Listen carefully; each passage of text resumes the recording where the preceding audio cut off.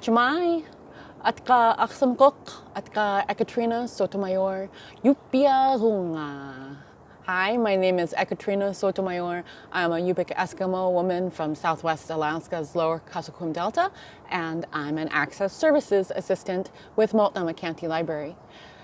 We want to recognize that Multnomah County is sited on the ancestral homelands of the Multnomah, the Molalla, the Cathlamet, the Chinook, the Clackamas, the Tualatin Kalapuya, and many other indigenous nations.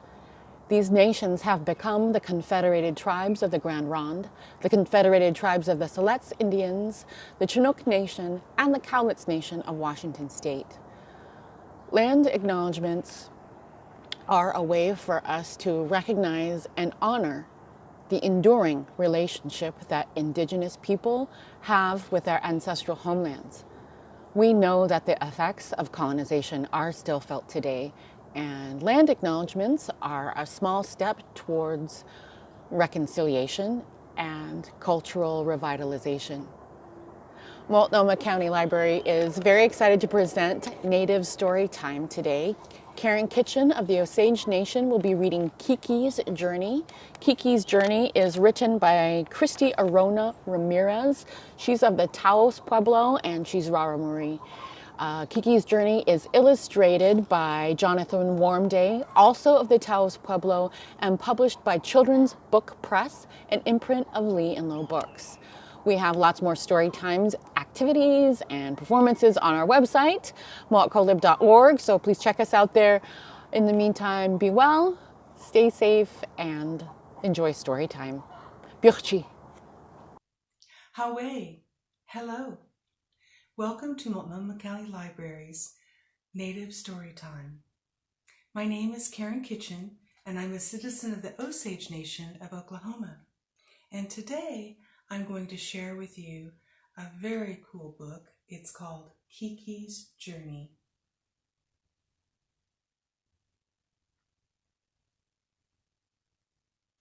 Kiki's Journey was written by Christy Arona Ramirez, and the illustrations were done by Jonathan Warmday. Both Christy and Jonathan are from Taos Pueblo. And I wanted to just take a second to look here at the cover, because here's Kiki. She's in the car. She's going down this long road. She's got two magpies flying around the car there. And she's getting ready to go on a very special journey. So, are you ready to go on this journey with Kiki? Here we go. Today, I'd like to talk about California Indians, said Mrs. Lee. Christina, is there anything you can tell us about Native Californians? I felt a red heat spread across my face. No, not really. Sorry, I said, and lowered my head. Just because my parents were born on a reservation, she expects me to know everything about all Native Americans. Hilda Garcia leaned over and whispered, "What about all that stuff you have at home? Why didn't you tell Mrs. Lee about that?" "It's not California Indian stuff. It's Tewa from Taos Pueblo," I said. If Mrs. Lee had asked me about my parents' tribe, I could have brought my Pueblo drum or my woven sash to class, but she didn't. So here's Kiki in her class, and Mrs. Lee has written on the whiteboard. She's got California tribes, and then underneath it, she's starting to make a list. And that list so far has Yurok, Maidu, Pomo, Chumash. And you know what?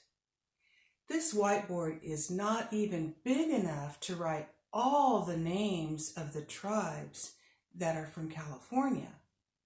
Do you know there are over 109 Indian tribes just in the state of California? I hate it, I roared to my mother after school. I hate that everyone thinks I know everything about all Indians. I looked around my room. My cradle board and all of my moccasins from the time I was a baby hung above my bed. Kiki, people ask questions because they really don't know. They're just trying to understand a way of living that is very different from their own. That doesn't make it right or wrong. It just means that they don't understand. Mom said as she stroked my hair, let's think about how you can tell people how you feel in a good way.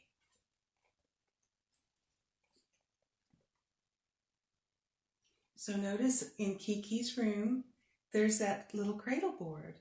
Cradle boards are baby carriers, and every tribe has its own way of making a cradle board. And they make a baby feel very safe and secure and comfortable.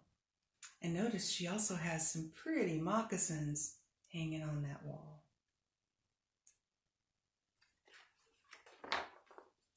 My mother led me out to the backyard by the hand. As the sun warmed our faces, she said softly, "Creator, we offer this prayer to you so that we can be reminded of the red road that we must follow here in this city. We offer our prayers to the 4 directions. Help us and guide us on this journey through life. Help us to be kind and generous when we have nothing. Help us to forgive when we have been wronged.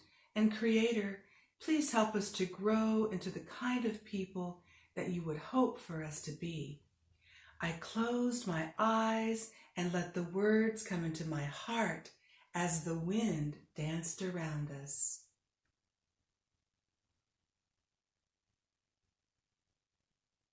Sometimes you'll hear that expression, walking the red road, and that means that you're planning to live a life of honor and respect and generosity. You're going to live in a good way. A week later, for my spring break, my family left for Taos. I had only been to the Pueblo once when I was a baby, and I couldn't remember a thing about the place. Our drive lasted 2 days through the Arizona desert and into New Mexico. My dad played old tapes of powwow music. He turned to my mother and sang along. "You are my love, way-ya, hey-ya, hey-ya, beautiful as a mountain flower, the beautiful mountain flower, way-ya, way-ya, oh." My mother blushed as I smiled and hummed along. Eventually, I could see the outline of the Pueblo against the horizon as the dust of the desert curled in clouds behind our truck. Look at the beautiful flowers in the desert and see that big jackrabbit?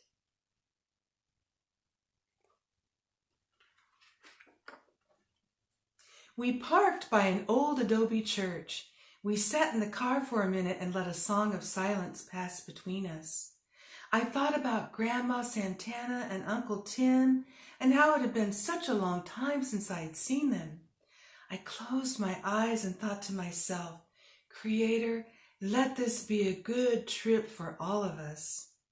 My thoughts were interrupted by a knock on the car window. "Hee-yahoo! Hello! Come out and give Grandma a hug and a kiss." I opened my eyes and saw my grandmother's soft, wrinkled face curled up in a friendly smile through the window of the truck. I opened the door and was instantly scooped up by Grandma and Uncle Tim, who both smothered me in thousands of kisses.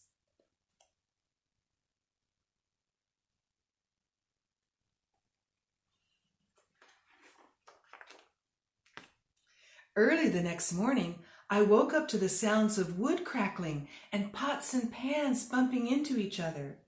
Rubbing the sleep out of my eyes, I walked into the kitchen. "Good morning, sleepyhead. Time to bake some oven bread outside. Wash your hands and put this on," Grandma Santana handed me an apron and waddled over to a bowl of red chili soaking in water. She didn't have a toaster or a microwave. She made everything from scratch and by hand. Mom was working some dough on a flowered table mat. Come on, Kiki, we haven't got all day. We need this bread made by lunchtime.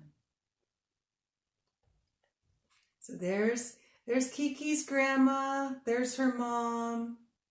Oh, and there's a little kitty cat watching while Mama kneads the bread. Are we going to bake it in that? I pointed to the adobe oven outside the house. Yep, I haven't baked bread in years. Come on, you've got to learn how to do it, Mom said, smiling. Can't be Tewa and not know how to bake bread. And I was thinking, maybe tomorrow you can go take a tour of the pueblo. Take a tour? Like the tourists? I asked as I slowly put on the apron that my grandma had given me. Can't you or Uncle Tim take me around? Mom shook her head. Uncle Tim is working, and I'll be busy with your grandma. Don't look so worried. It's a beautiful time of year to go see the village. You'll be okay. See this beautiful adobe oven?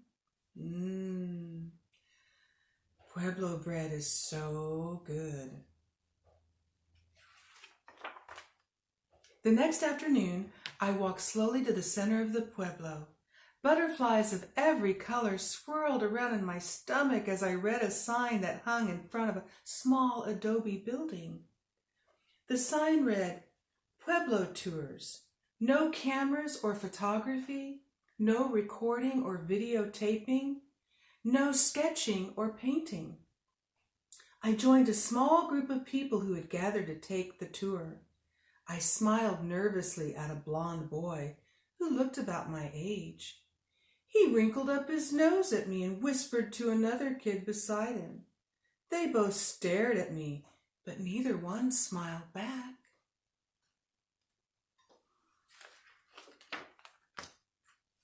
As we walked through the village, I learned about the Blue Lake, which had been taken from the Tewa by the U.S. government in 1906.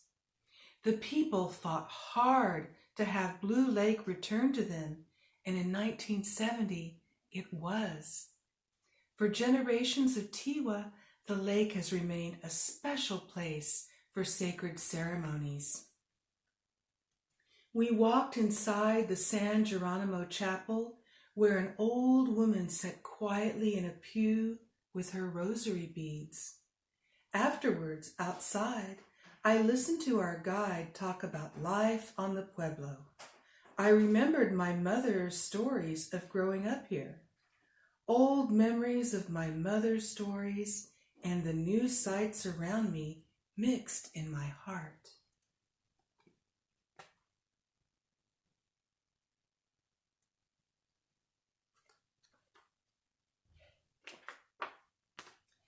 After the tour, Grandma Santana met me outside the gift shop.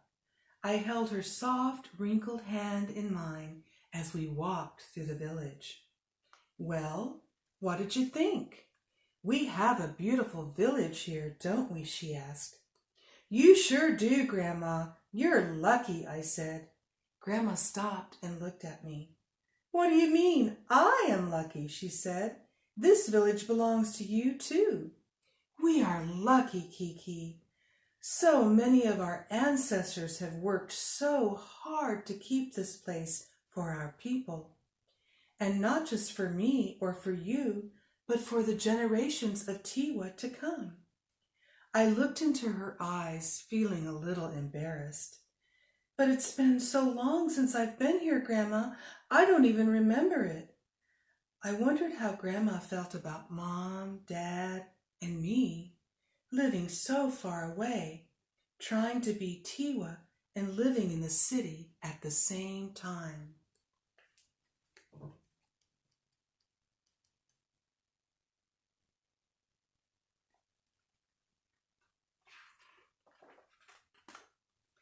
We stopped by the little creek that flowed through the pueblo.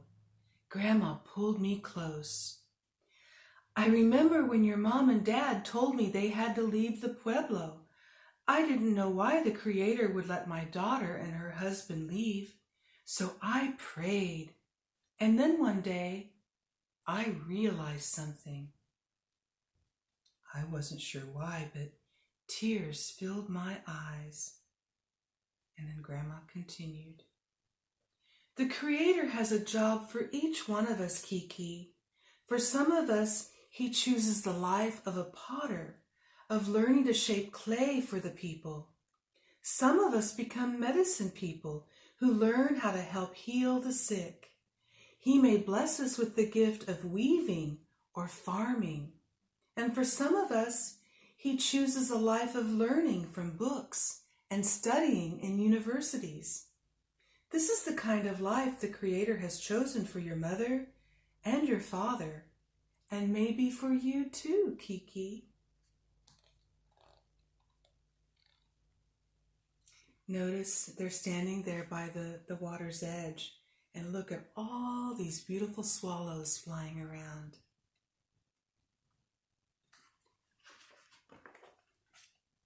I hugged Grandma close and I let the tears spill out. As I hugged her, she sang a song in Tiwa. I felt the love we had for each other pass between us with every warm heartbeat we shared. I love you, Grandma. I love you too, Kiki. I am so proud of you. She kissed my cheek. Remember that even though you are far away, living in that big city, always be proud of this place and who you are. That is the best gift that you can give to yourself and to the Creator. The best gift for all of us. Then Grandma smiled and said, "Now, how about we go home and see if today's bread is about done?"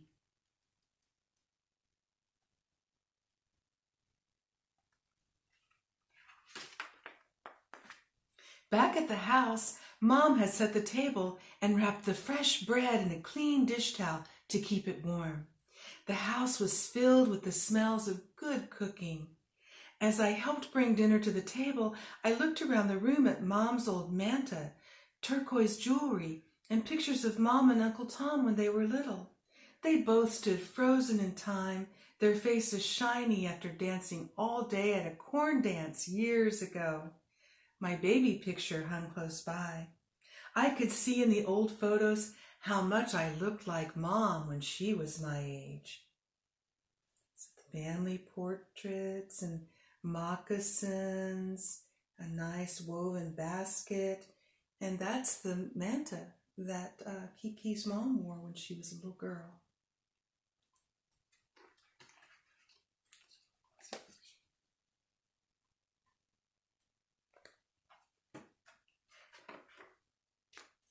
The night before we were to leave the Pueblo to go back home to Los Angeles, Uncle Tim and Grandma sat and ate red chili stew with us. We laughed as Mom, Dad, and Uncle Tim told me about when they were my age. They laughed about the time Uncle Tim got chased by some reservation dogs. As everyone laughed and remembered, I excused myself from the dinner table and slipped out the front door. I wanted to see the village one more time before we left to go back to the city.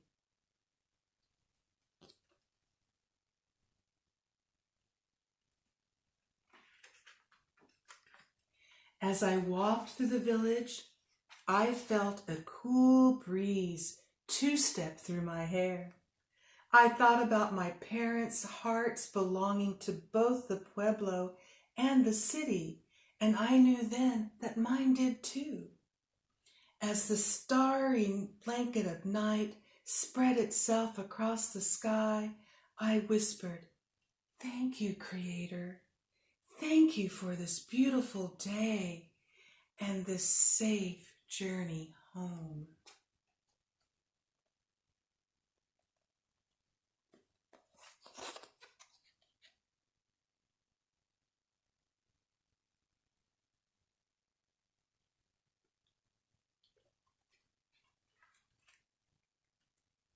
So that was a pretty wonderful journey, right? I'd like to share some words that the author, Christy Ramirez, shared. Kiki's journey is a lot like my own first visit to Taos. Kiki is an urban Indian, like me, who takes a journey back home to her reservation for the first time and comes away from it with the knowledge that her people will never forget her. As in many Native cultures, she is part of the collective memory of the people and the land. It is my hope that we will all cherish the experiences of other people, that we are humbled by the different roads we decide to travel, the places we encounter, and the people we meet along the way. Enjoy the journey.